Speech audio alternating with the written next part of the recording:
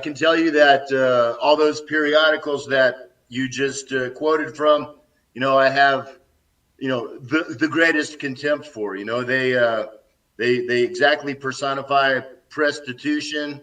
The only thing that you can do with any of those, particularly the New York Times above all, is know that everything that they say is a lie. And I don't mean just like colored by a few degrees of difference of opinion, but 180 degrees of the truth. And those headlines right there are perfect examples. The Russian military against the Ukrainian military has the ability to crush the entire Ukrainian army and take every square centimeter of Ukraine that they want in a matter of days. The reason that it's going slow now is because, unlike the shock and awe and the trademark collateral damage that we see with every U.S. and NATO invasion, the Russians really are being extremely careful not to harm civilians and not to have damage to civilian infrastructure. So what's happening now is that the Ukrainians are using civilians. They already know that they've lost this war. So they're using civilians as human shields. And, and that is, and so either the Russians can do what the U.S. and NATO does and just say, well, that's their tough luck, and go in and flatten whole cities like they did in Fallujah, for example, or Sarajevo, or they can take their time and be careful, which is what they're doing. So when you see Russian smashes civilians, that's not only a lie, it's the exact opposite, literally the exact opposite of the truth. Tell us about shock and awe. Well, I was born in 1960. I grew up seeing all these imperialist wars of the United States, starting with Vietnam. Look at what the United States did to, the country of Vietnam. They had zero right to be in for any reason. And, you look at all the, the millions of civilian casualties, civilian infrastructure, not only that, but the ongoing damage of the chemical warfare that they used, the Agent Orange that they used. Same thing with depleted uranium in Iraq. Look at what they've done to Libya. Look what they're doing still to this day in Syria. Look what they did to Afghanistan and Iraq, and what they've done to Ukraine. Ukraine, since the coup d'etat, the Maidan coup that was backed by, U.S. State Department and Secret Services, the quality of life of Ukraine has fallen off the cliff. And that is exactly the result and the intended result of what the United States did when they came in here and overthrew the government. They wanted to either make Ukraine into a NATO base directly on Russia's borders, or else they wanted to make it a failed state like Somalia or what Libya is now, and just have, Mad Max chaos right on Russia's borders. We wrote about this extensively. This is the Trends Journal back in the spring of 2014 with Victoria Nuland from the Undersecretary of State on the phone with Jeffrey Pyatt, the ambassador, saying that we're going to bring Yatsenyuk, and the EU could go fuck themselves. We're going to do it. And of course, what people don't understand was the deal is that, Ukraine was going broke back then. And the deal was they were going to borrow money from the International Monetary Fund, and they were going to join into the EU. And Putin came up with a better deal. And the better deal, that was no good. And that's when they overthrew Yanukovych. And of course, Victoria Nuland was out there handing out cookies in Maidan Square. And John McCain, who they call a hero in America. And I got you by 14 years. So I was prime Vietnam War era draft bait. And to me, John McCain should rot in hell. He was no hero. He was a guy that was bombing and killing innocent people and bragged about it. And when he got captured, he was held in the Vietnamese prison, and he was snitching out the fellow prisoners. That's right. And And not only before that, he was another daddy's boy. Guy crashed exactly. a number of planes on aircraft carriers that no one else would have. They would have gotten the guy the hell out of there. But no, his daddy was an admiral, and his granddaddy. That's exactly right. You know, so as George Carlin used to say, it's one big club and you ain't in it. And going back to the overthrow and the murder and shock and awe, and what they're doing in America, preparedness aided Ukraine in stalling foe. What they're saying is that the Ukrainians are fighting and they're stopping the Russians from coming in, and they're heroes. And what they also point out in chapter and verse are all of the military equipment coming in from Germany, from Denmark, from Holland, from the United States. So what they're doing is they're sending more armaments to keep this fight going that they're going to lose. That they know they're going to lose. But the American press is selling it like these are the greatest fighters on earth and they're going to beat the Russians. Well, can I tell you something interesting that happened today between these great fighters? I'm sure you've heard of the Azov Battalion, the genuine Heil Hitler neo-Nazi hardcore super special forces battalion of the Ukrainian Army that was founded by Igor Kolomoisky, the Ukrainian oligarch, and has been trained by the U.S. U.S. Special Services and British SAS, among others. Well, today, or rather last night, they had a little problem with the Ukrainian military leadership in that they weren't going to coordinate their actions with the Ukrainian army. They weren't going to take orders. A Ukrainian general came to their headquarters in southwest Mariupol and, to straighten things out, and ended up getting murdered by the soldiers of the Azov Battalion. And shortly thereafter, a Ukrainian army, not Russian, Ukrainian army, Tochka-U, which is the largest conventional missile that the Ukrainian army has, 1,000 pounds of TNT in the warhead, landed on top of the Azov base. So these great heroes are now killing each other, in the streets. Perhaps you heard about the brilliant move in Kiev where they handed out 18,000 Kalashnikov assault rifles, real assault rifles, full automatic. And they handed them out to just anybody on the street that came up and wanted one. And they did that in the afternoon, maybe about 4 or 5 days ago. And it's been the Wild West and Mad Max in Kiev ever since. I mean, and there's videos of, whole cars of people. It's like, first of all the banks and supermarkets are getting robbed right and left. Second of all, all the scores between that neighbor that you didn't like. Oh, well, now I got an AK-47 and I'm going to go straighten it out. Not only that, there's like these self-defense units running around looking for Russian saboteurs and stuff, and they're just shooting each other. I mean, they're slaughtering whole families of people.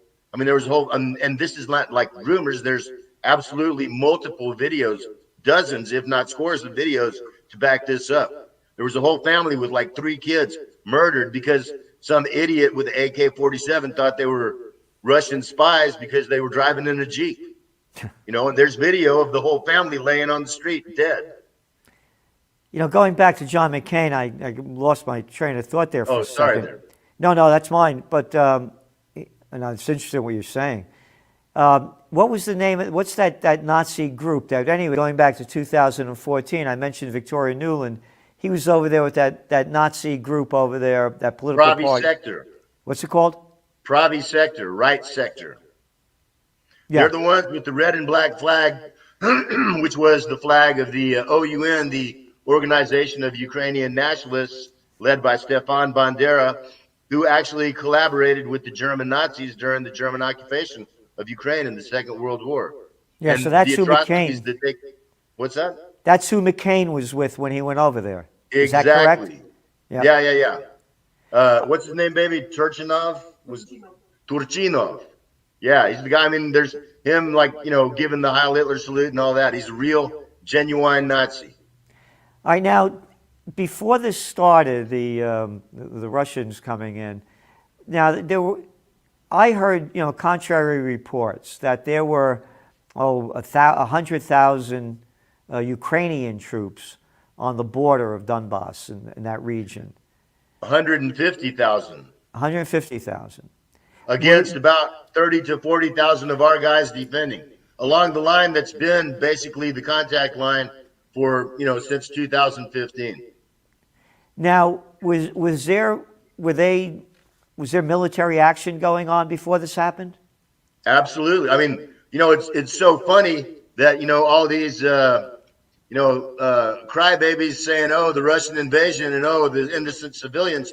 This war didn't start last week. It started in 2014, in the summer 2014, with the anti-terrorist operation that was ordered by Joe Biden to crush the protests and the resistance by any means necessary. They used heavy artillery, they used tanks, they used, snipers, every terrorism effect that there was, aviation, airstrikes, and they've killed like at least 16,000 people that are, documented as dying already in this war, and which even the OSCE and the UN have both officially stated that 80% of the civilians that have been killed or wounded in this war have been on the Donbass Republic sides, killed and wounded by, Ukrainian Army shells and bullets.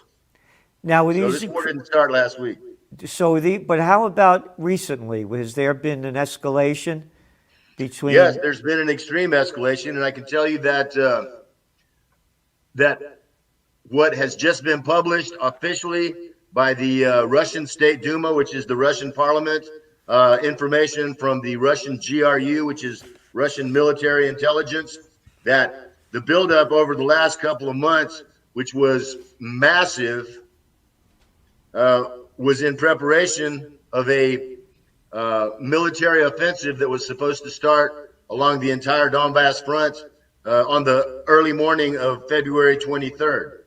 And their plan was, which I predicted too, that they were going to come, because in 2014 and 15, what the Ukrainian army did, they tried to go around the cities through the rural areas to seal the border, to block off the borders.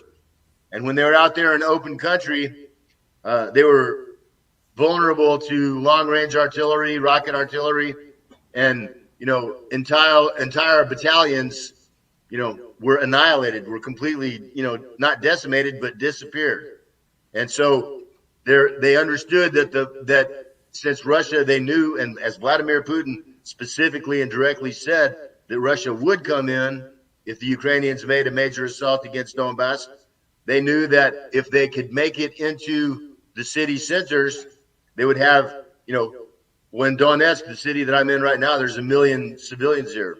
And so they'd have the perfect human shield, which would negate the effects of Russia's main military advantages, which would be air superiority, rocket, missile, and artillery. And that's exactly what they're doing now, is in all the cities where there's fighting, they're absolutely, the human shield is their main tactic right now of defense. And because the Russians have said that they're going to be extra careful not to kill civilians, destroy infrastructure. But the Ukrainian plan was on the morning of February 23rd, which also happens to be a great Russian national holiday called the Day of the Defenders of the Fatherland, that pays respects to the Red Army that liberated Russia and Europe from German Nazis in the Second World War.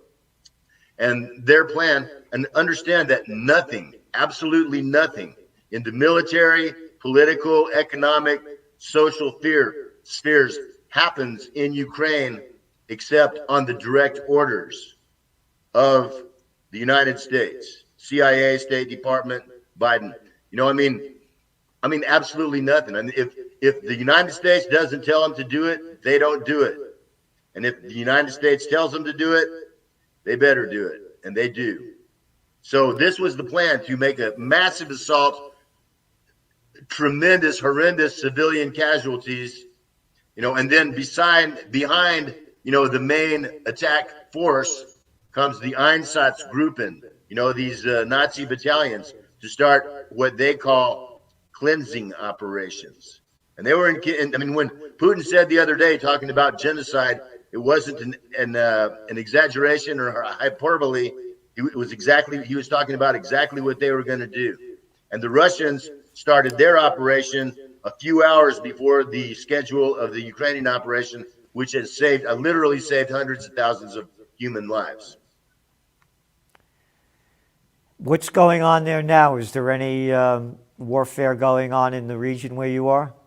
Yes, where I live in Donetsk, you got to understand that the front combat lines of the city of Donetsk are basically the city limits. I'm basically right now in the center of the city, and less than 10 miles from here is the front line. Less than 10 miles from here is the Ukrainian Army. And, so that's within all kinds of artillery range. It's within, missile range. It's within, death squad range. And they do have, saboteur, reconnaissance, guys with hit lists running around in the city right now, as they have the whole time, but they're especially active now. I mean, within the hotel that I'm staying in right now in the center of the city, there were heavy artillery, either 120 or 152 millimeter artillery rounds impacting within 500 yards of this hotel yesterday. The part of the city that I live in, my wife and I have a house in, it's called Petrovsky District. It's much closer to the front. It's one of the heaviest shelled areas in the city of Donetsk. And, there's shells falling there every day on civilian and military targets. I mean, with there's still troops in that, Ukrainian troops, despite the Russians coming in? Yes, the Russians have, at this point, they have gone around the main bulk, the 150,000 troops that were here last week of the Ukrainian Army on the city limits. And, not just in Donetsk, but in the other major cities, Lugansk, Makiivka, Gorlov, Iznovata. They're on the city limits. And that 150,000 is now less, but the Russians have not yet, significantly engaged those forces. Those forces are sitting there. They're watching to see what happens. Russia has come up from Crimea. They're going towards Odessa. They're surrounding Mariupol, which is the coastal Azov Sea city where the Azov Battalion has its headquarters. They're working around Kiev. They've taken Kharkov, and they're working on. They've taken Kherson, which is down on the coast, and they're working on taking Kharkov and Kiev right now. They understand that the main weapon that the Russians can use against this concentration, at its height a few weeks ago, it was more than half of the entire Ukrainian army was on the front lines here as they were preparing for this huge offensive. Now, some of those battalions and units have started to retreat. Some of them are just sitting in place to see what happens. But they're still shelling lightly, on a daily basis, shooting at our troops that are defending the front. If they start to make that big offensive, it will be the rain of caliber missiles and Grad rockets that will leave nothing but smoke of those soldiers and their equipment.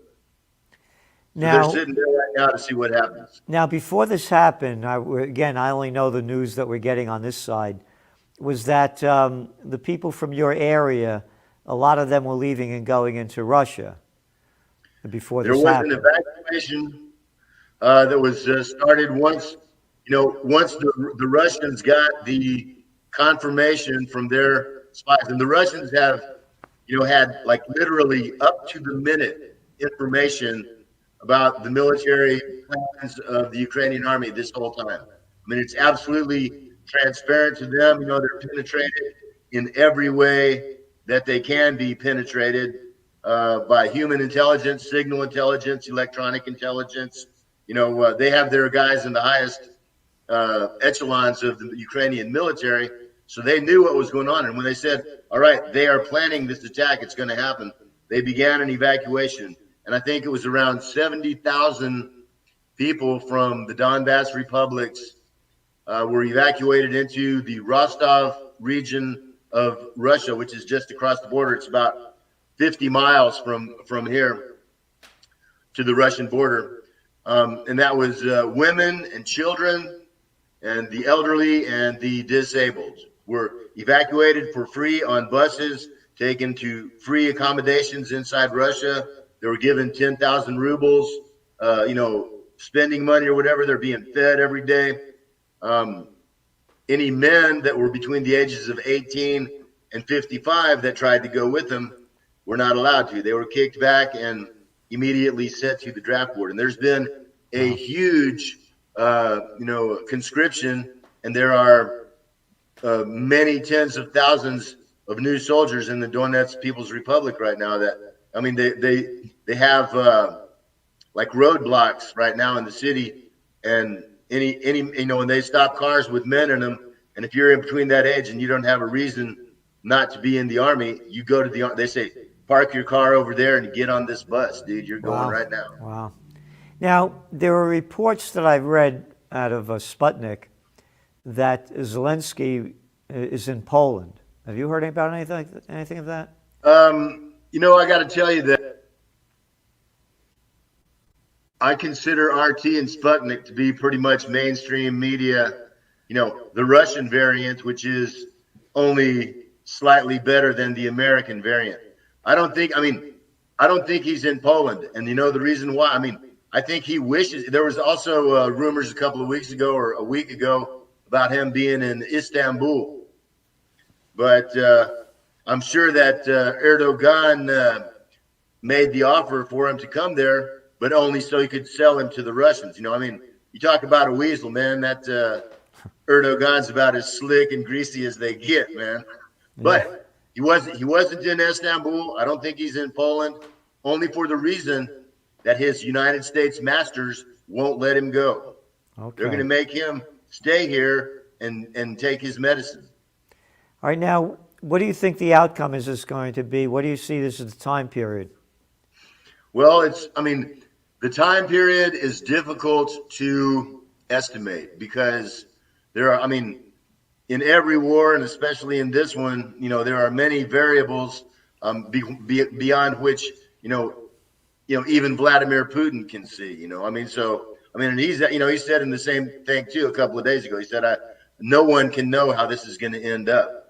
And my personal opinion, and I can't say how long it's going to take, but I think that, a couple of months is probably, if things continue to go as they have gone so far, which is pretty much according to plan, although with some, setbacks and difficulties, that within a couple of months, the Ukrainian military organization and capabilities will cease to exist. The Ukrainian political structure that now controls, or the Kiev regime, shall I say, will be removed and replaced. I think that, Russia doesn't want to own or control or occupy Ukraine by any measure. They're going to, the strategic goal, the overarching strategic goal of this Operation Z, which is a liberation, and that's another thing about Western, propaganda, is they say, oh, it's an invasion, and these are the same clowns who've been saying for the last 8 years that Russia invaded Ukraine, and then all of a sudden, oh, now they just invaded it last week. Well, what about all the times that, imagine the millions of times that word Russian invasion has been used over the last 8 years in the context of Ukraine. But if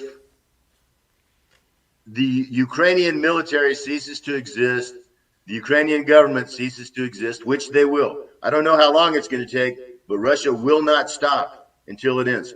Their strategic goal is to remove the military threat of Ukraine being a staging ground for NATO military equipment, NATO military power.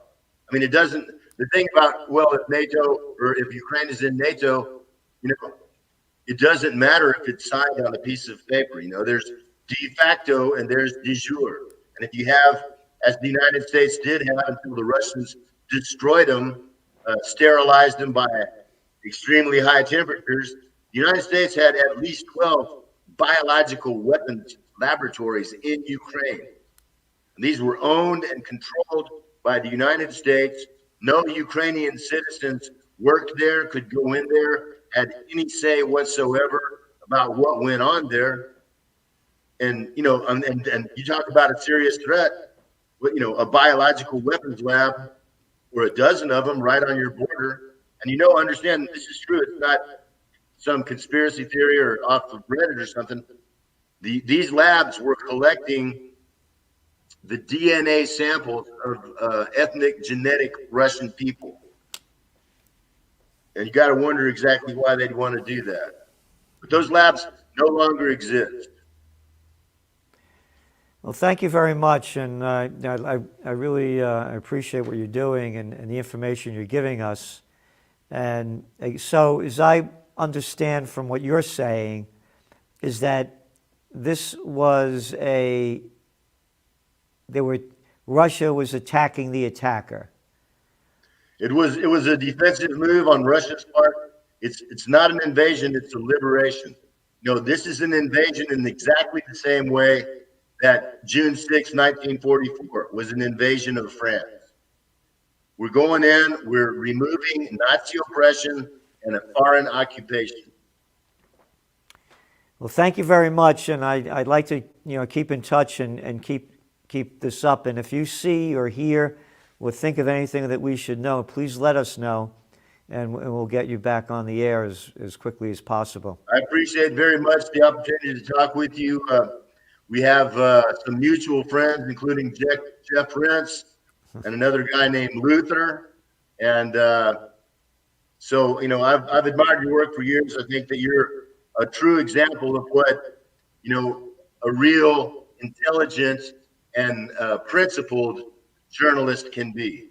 And so I'm very glad to be talking to you and working with you today. Well, thank you so much, and all the best. And yeah, you know, I'm a warrior for the Prince of Peace, and I'm also a close combat black belt. You know, so I'm a fighter as well. And my great fear is that the way that the Western media keeps pumping this up, and just as the people bought into the COVID war and all marched off to the orders, they're buying into this, and they're going to march off again. And I'm just very concerned that this might become the beginning of World War III. The hatred that the American people have for all the Russian people is off the charts, and you're seeing it by the companies moving out of Russia, by the Russian concert masters being fired, one after another. The hatred for Russia is growing so strongly now that it is. I'm very concerned about the future, that we really need peace, because they asked Albert Einstein what kind of weapons will be used to fight the Third World War. He said, I don't know, but they'll be using sticks and stones to fight the Fourth. I know that, and that's true. And you know, where this goes, the Russians have a very limited objective here, and if it goes into Europe or global, it's only going to be because of the movements of the West, particularly the United States. Look, I again, you know, I write a magazine. I have the details of the agreement after Gorbachev, when James Baker, and it's in the National Archives, so I'm not making it up. Of course. We would not move 1 inch further with NATO. Back then there were 16 NATO countries. Today there are 30. So I understand it, and again, the American media, they don't tell about what happened, a few weeks in about the middle of January with American fighter bombers 14 miles off the Russian coasts, and on and on, and the massive naval maneuvers going on in the Black Sea with NATO. So they've been threatening Russia, and then you hear from Biden, and again, all these guys, by the way, Putin's a fighter. These guys aren't fighters. They couldn't fight their way out of a paper bag. And you have quotes by Biden saying that he promised us to, quote, inflict pain on Putin. Oh, that's brilliant. Inflict pain. So the more pain somebody inflicts on you, what do? The more angry you become, the more aggressive you become. And that is the mentality of, quote, inflicting pain. And what the European nations and the Americans and all these other